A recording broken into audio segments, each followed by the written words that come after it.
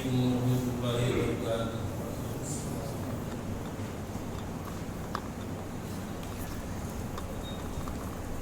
اعوذ باللہ من الشیطان الرجیم، بسم اللہ الرحمن الرحیم۔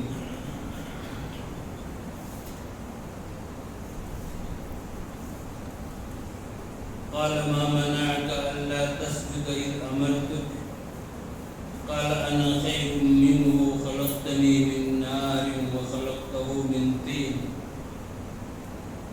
دینی بھائیوں، آج اپنے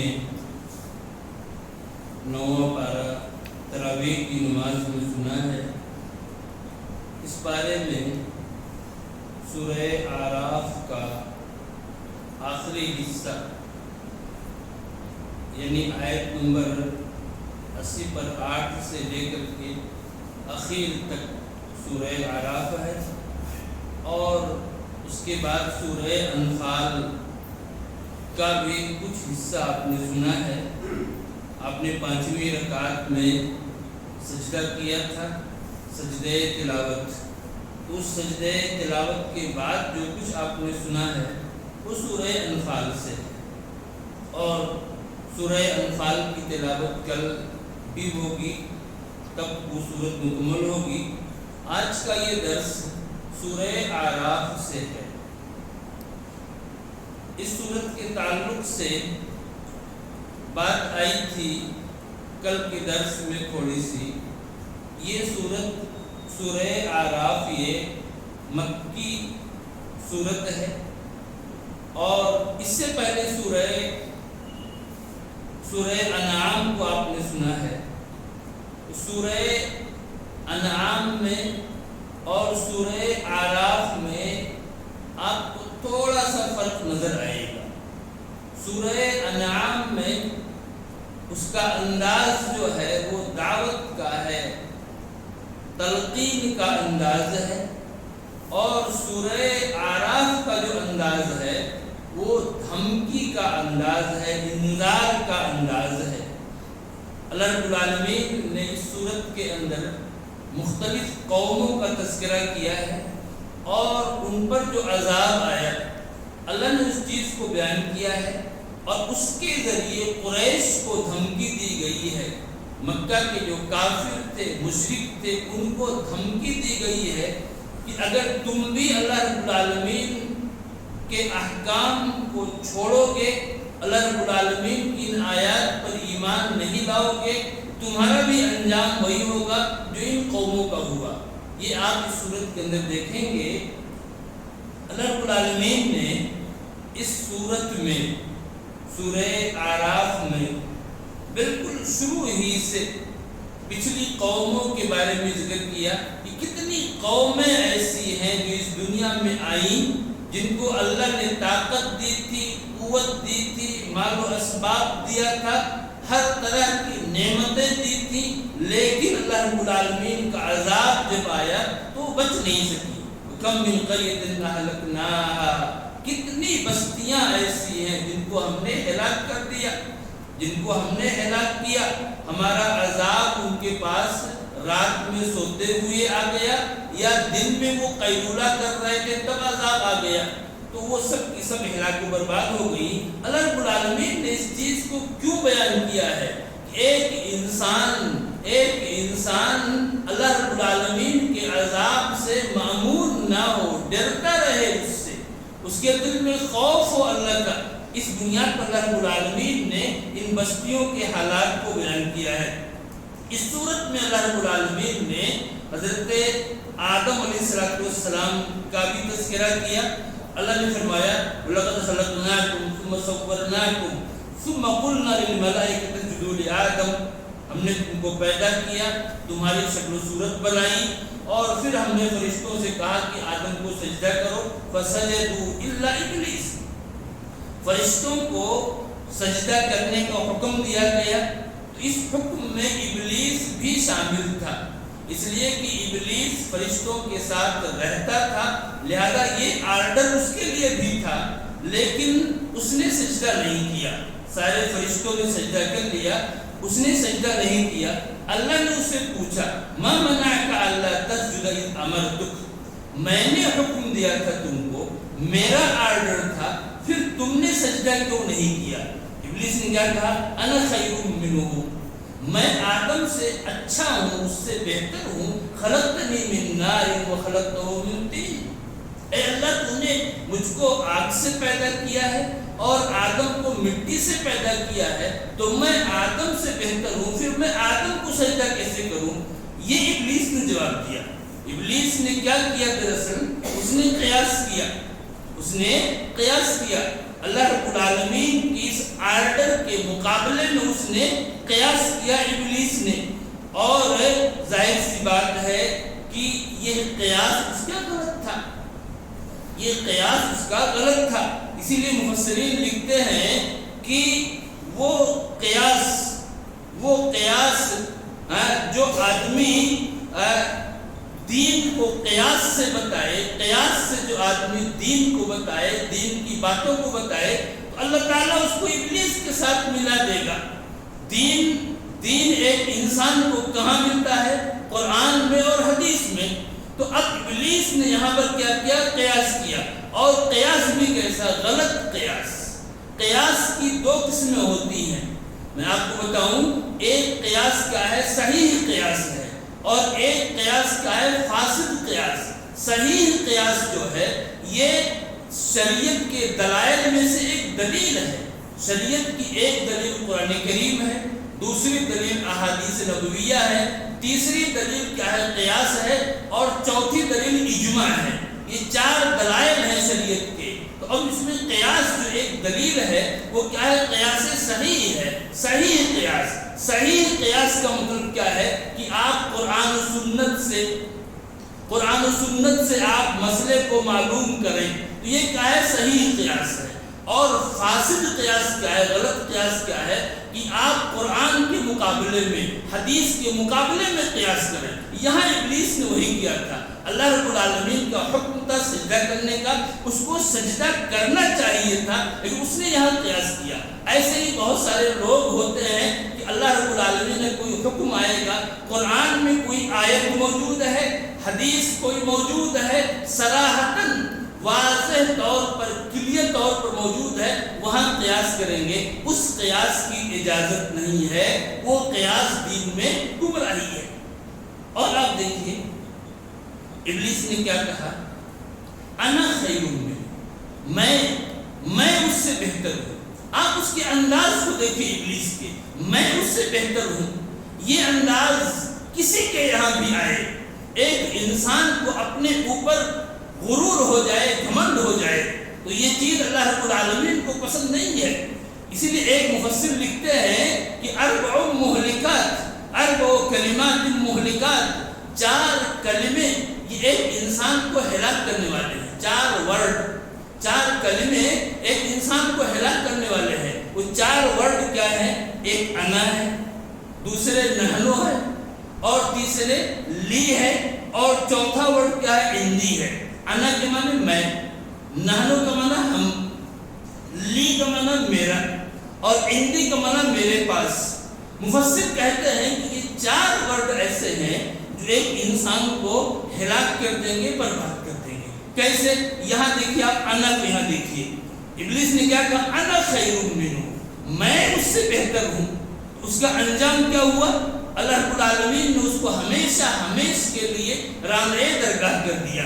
اور اس کے علاوہ فرعون نے کیا کہا تھا؟ الیس لی ملک مصر، کیا یہ مصر کی بادشاہت میری نہیں ہے؟ تو اس فرعون کا انجام کیا ہوا؟ اللہ رب العالمین نے اس کو بھی دریائے نیل میں غرق کر دیا۔ ایسے ہی آگے ملکہ سبا کا ذکر آئے گا، تو اس کے درباریوں نے کیا کہا تھا؟ نحن اولو قوہ، نحن، یہاں پر نحن کو آپ دیکھیے، نحن اولو قوہ، ہم تو طاقتور ہیں، بہت مضبوط ہیں۔ تو ان کا انجام کیا ہوا؟ اس کی قوم کے لوگوں کا، کہ وہ سارے کے سارے سلیمان علیہ السلام کے سامنے سرنڈر کر گئے۔ سب جو پہلے کہہ رہے تھے نحن اولو قوہ، سب سرنڈر کر گئے، کسی کی ہمت نہیں تھی اب کچھ کر سکے ان کے سامنے۔ اور پھر ایک دیکھیے اندی کو دیکھیے، قارون نے کیا کہا تھا؟ انما اوتیتہ علی علم عندی، میرے پاس جو خزانہ ہے، میرے پاس جو خزانہ ہے یہ میرے اپنے علم کی بنیاد پر ہے۔ اس کا انجام کیا ہوا کہ وہ اس کا خزانہ پورا دھنستا ہوا چلا جا رہا ہے۔ اس طرح کے ورڈ، اس طرح کے کلمے جو ایک انسان کے اندر تکبر کو ظاہر کریں، اس کے یہاں اس بات کو ظاہر کریں، اس انسان کو اپنے اوپر، اپنی طاقت پر، اپنے علم پر، اپنے مال پر، اپنی بادشاہت پر، یا اپنے جاہ و حشم پر، ان پر اس کو ناز ہے، تو ایسی چیزیں ایک انسان کو برباد کر دیتی ہیں۔ بڑے سے بڑے لوگ، بڑی سے بڑی طاقتیں جب اس میں آئیں، ان کے یہاں تکبر آیا تو برباد ہو گئے۔ اللہ نے اس چیز کو یہاں پر بیان فرمایا ہے۔ اور آگے آپ دیکھیے کہ ابلیس نے نافرمانی کی، اور نافرمانی آدم علیہ السلام سے بھی ہوئی تھی۔ اللہ نے کہا تھا کہ تم کو فلاں درخت کے قریب نہیں جانا ہے، لیکن کر لیے تھے۔ اور ابلیس نے بھی نافرمانی کی۔ ابلیس کو اللہ نے کہا تھا کہ یہ کام کرو، سجدہ کرو، اس نے سجدہ نہیں کیا۔ آدم علیہ السلام سے کہا تھا کہ تم فلاں کام نہ کرنا، انہوں نے اس کام کو کر ڈالا، دونوں سے نافرمانی ہوئی۔ اب اس کے بعد پھر دونوں نے دعا کی، دونوں نے دعا کی۔ آدم علیہ السلام نے دعا کی، اللہ نے ان کو اس دعا کو یہاں بیان کیا ہے۔ کیا کہا؟ ربنا ظلمنا انفسنا وان لم تغفر لنا وترحمنا لنکونن من الخاسرین۔ ہمارے رب، ہم نے اپنے آپ پر ظلم کیا ہے۔ آپ دیکھیے دعا کو، آدم علیہ السلام غلطی ہوئی ان سے، اس کے بعد دعا کر ربنا ظلمنا انفسنا، ہم نے اپنے آپ پر ظلم کیا ہے۔ معلوم کیا ہوا کہ ایک انسان اگر اس سے کوئی غلطی ہو جائے، گناہ ہو جائے، تو اپنے رب کے سامنے حاضر ہو اور اپنے اس گناہ کا اعتراف کرے، اللہ کے سامنے کہے کہ ہم نے ظلم کیا، ہم سے غلطی ہوئی ہے۔ وَإِن لَمْ تَغْفِرْ لَنَا وَتَرْحَمْنَا، اور اگر تو نے مجھ کو نہیں معاف کیا، مجھ پر رحم نہیں کیا، تو ہم گھاٹے میں پڑ جائیں گے۔ یہ دعا تھی آدم علیہ السلام کی۔ اللہ نے ان کی دعا قبول کر لی، آدم علیہ السلام کی، اللہ نے ان کو معاف کر دیا۔ ابلیس نے بھی دعا کی تھی۔ ابلیس نے کیا دعا کی؟ قال انذرنی الی یوم یبعثون۔ ابلیس نے دعا کی، رب انذرنی الی یوم یبعثون، میرے پروردگار تو مجھے مہلت دے قیامت تک کے لیے، قیامت تک کے لیے تو مجھے مہلت دے دے تاکہ میں انہیں گمراہ کرتا رہوں۔ اللہ نے کیا کہا؟ اللہ نے اس کو مہلت دی، انک من المنذرین، جاؤ تمہیں مہلت دی جا رہی ہے۔ اللہ نے اس کی دعا بھی قبول کر لی۔ ابلیس، اس پر ایک محدث ہیں سفیان بن عوینہ، ایک بڑے محدث ہیں، وہ کہتے ہیں، ان کا یہ کہنا ہے کہ اگر ایک انسان کسی برائی میں پڑا ہوا ہے، لگا ہوا ہے، اس سے کوئی غلط کام ہو رہا ہے، گنہگار انسان ہے وہ گنہگار انسان اپنے اس گناہ کی وجہ سے اللہ سے مانگنا بند نہ کرے۔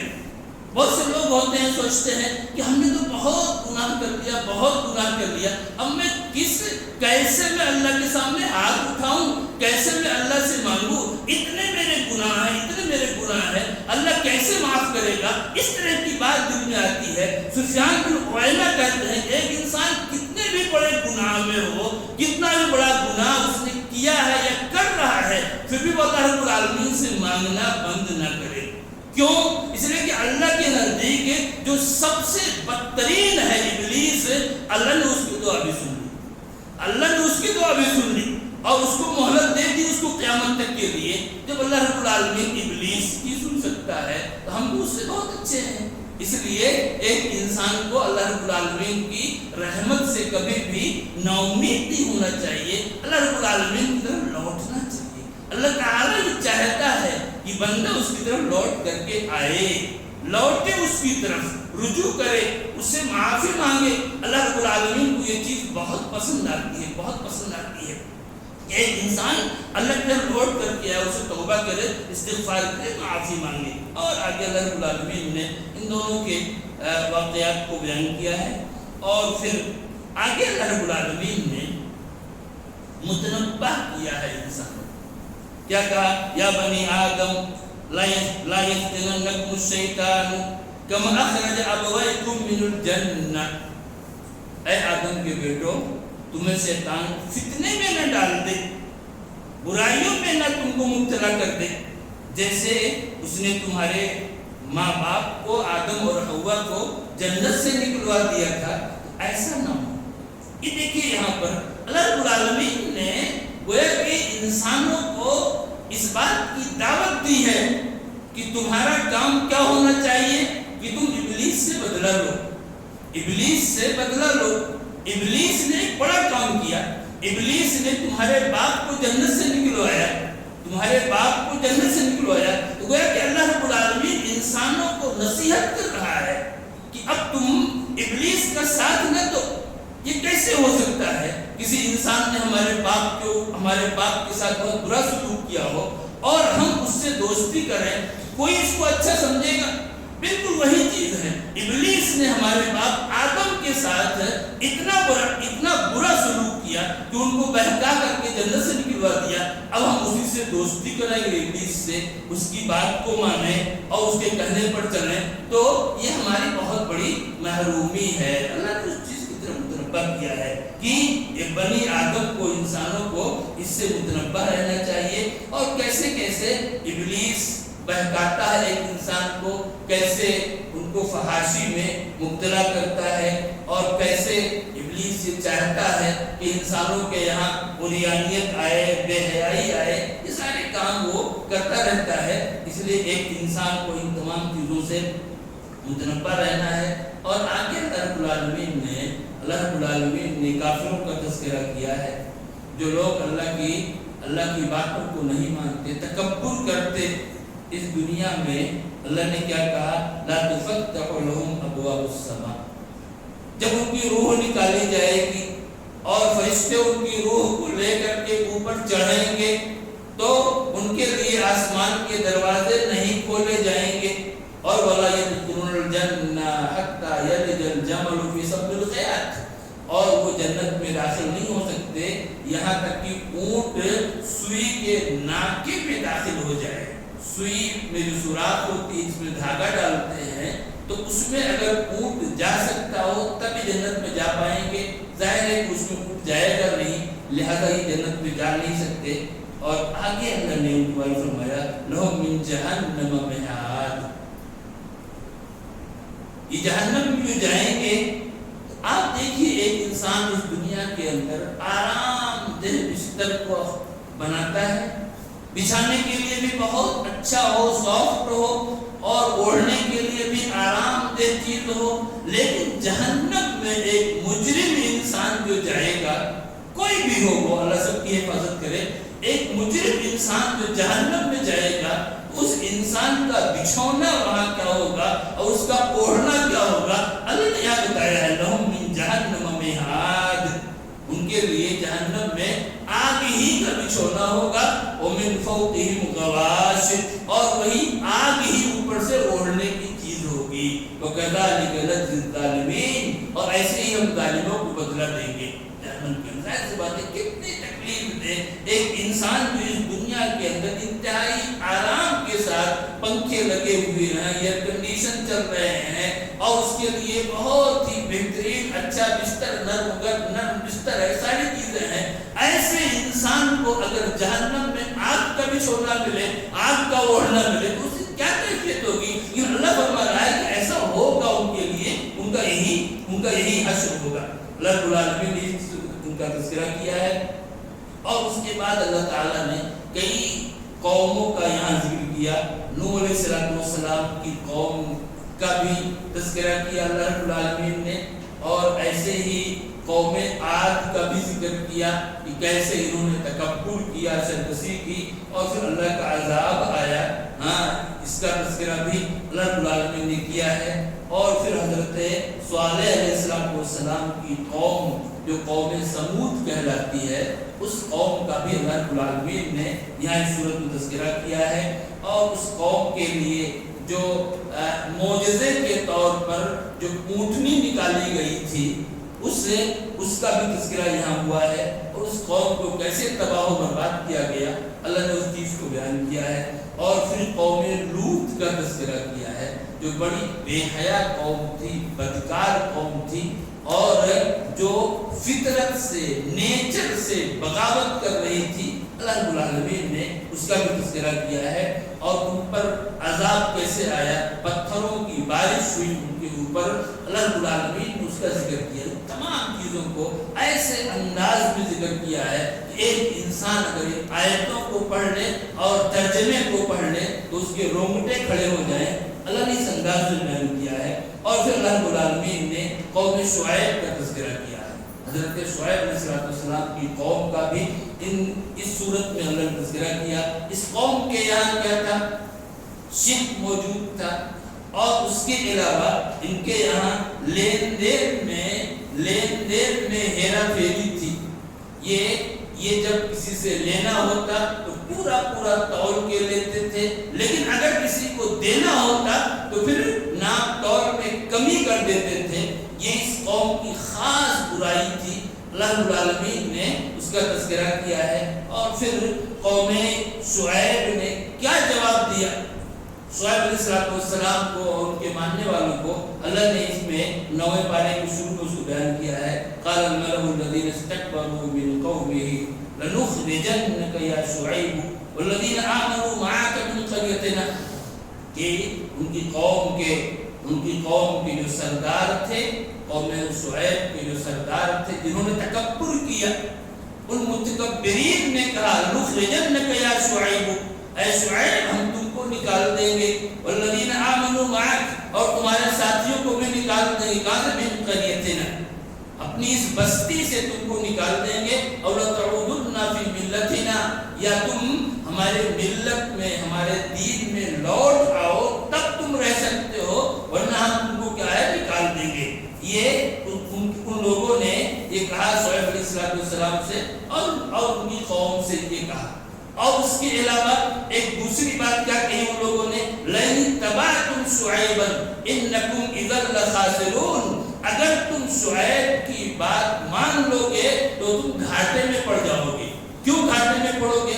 اس لیے کہ شعیب علیہ السلام کہہ رہے تھے کہ ناپ تول میں کمی نہیں کرنا ہے، ناپ تول میں کمی نہیں کرنا ہے۔ تو ان سرداروں نے کہا کہ اگر تم شعیب کی بات مان لیے اور ٹھیک ناپ تول کرتے رہے تو پھر تمہاری معیشت تباہ ہو جائے گی، تمہاری اکنومی یہ گڑبڑ ہو جائے گی، بیکار ہو جائے گی اگر تم نے اس کو مان لیا تو۔ اور ظاہر سی بات ہے کہ دیکھیں ایک دیندار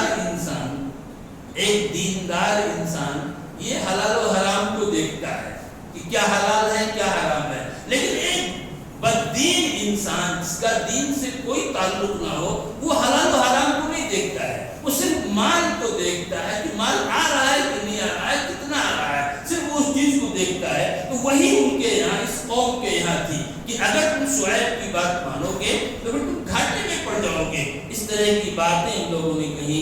اللہ رب العالمین نے، اب دیکھیے ان لوگوں نے اس طرح کی بات کہی کہ ہم تم کو نکال دیں گے، تو شعیب علیہ السلام اور ان کی قوم کے لوگوں نے کیا کہا؟ ایسا نہیں کہ وہ ڈر گئے اور پھر وہ اس طرح کی بات سوچنے لگے ہوں کہ ہمیں اپنے ایمان سے پھر جانا چاہیے، نہیں۔ کیا کہا ان لوگوں نے؟ اللہ توکلنا، ہمارا بھروسہ اللہ پر ہے، ہمارا بھروسہ اللہ پر ہے۔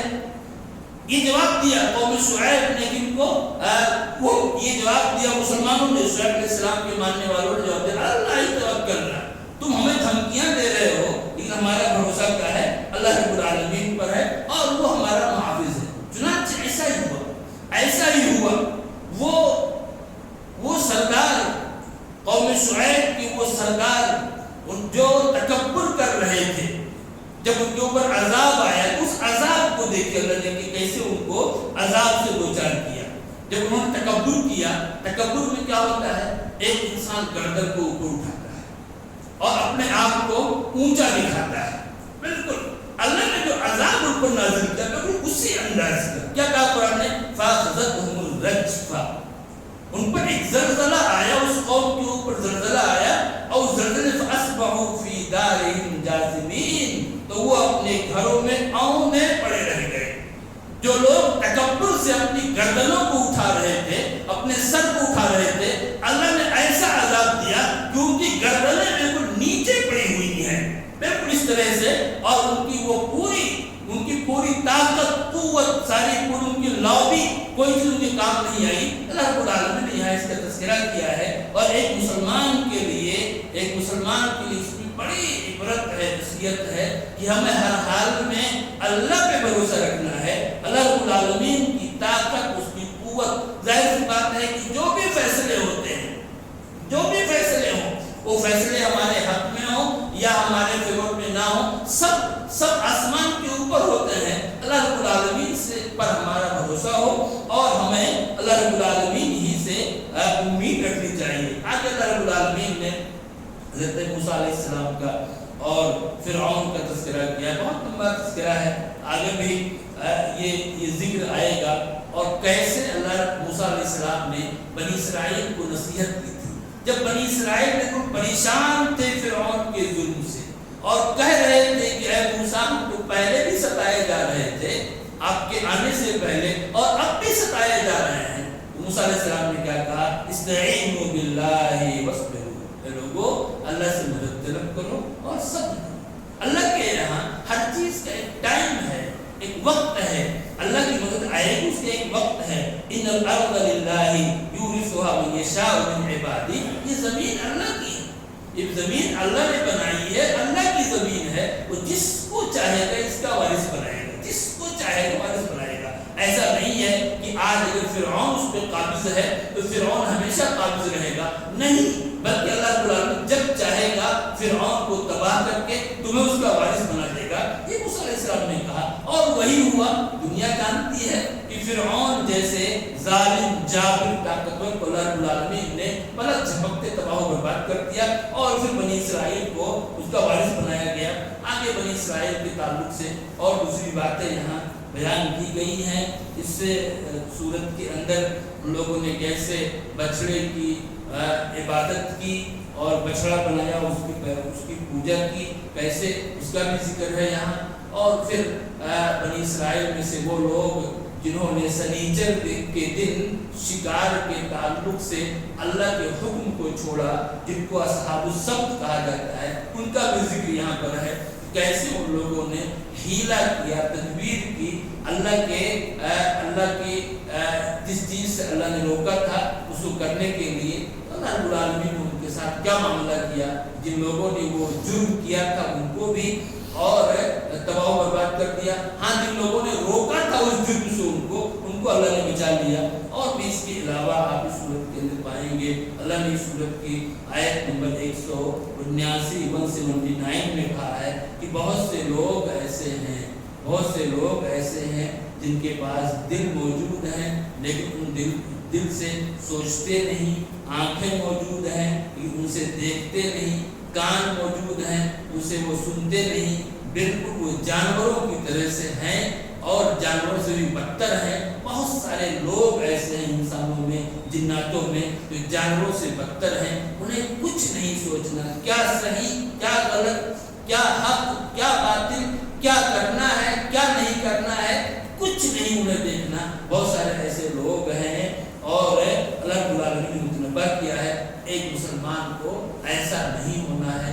دیکھنا ہے صحیح کیا ہے, غلط کیا ہے, حق کیا ہے, باطل کیا ہے, حرام کیا ہے, حلال کیا ہے. ان تمام چیزوں کو دیکھ کر کے ایک مسلمان کو اپنا قدم آگے بڑھانا ہے. اور اسی میں اس کے لیے بھلائی ہے, اسی میں اس کے لیے عافیت ہے, اور اسی کے ذریعے سے اللہ رب العالمین کے یہاں سرخرو ہو سکتا ہے آخرت میں. اللہ رب العالمین ہم کو اور آپ سب کو حلال و حرام کو سمجھنے کی توفیق عطا فرمائے, اور رب العالمین جو ہمیں دین کو ٹھیک سے سمجھنے کی توفیق عطا فرما اور دین پر چلنے کی توفیق عطا فرما. العالمین ہم جو بھی ٹوٹی پھوٹی نیکیاں کر پا رہے ہیں اللہ کو ہمیں قبول فرما لے, اور رب کریم تو ہمیں مزید نیکیوں کی توفیق عطا فرما. العالمین تو ہماری مغفرت فرما, ہمارے محرومین کی مغفرت فرما. العالمین تو ہماری گردنوں کو جہنم سے آزاد فرما دے, ہمارے آبا و اجداد کی گردنوں کو جہنم سے آزاد فرما دے. العالمین تو اس ماہ مبارک سے ہمیں زیادہ سے زیادہ حاصل کرنے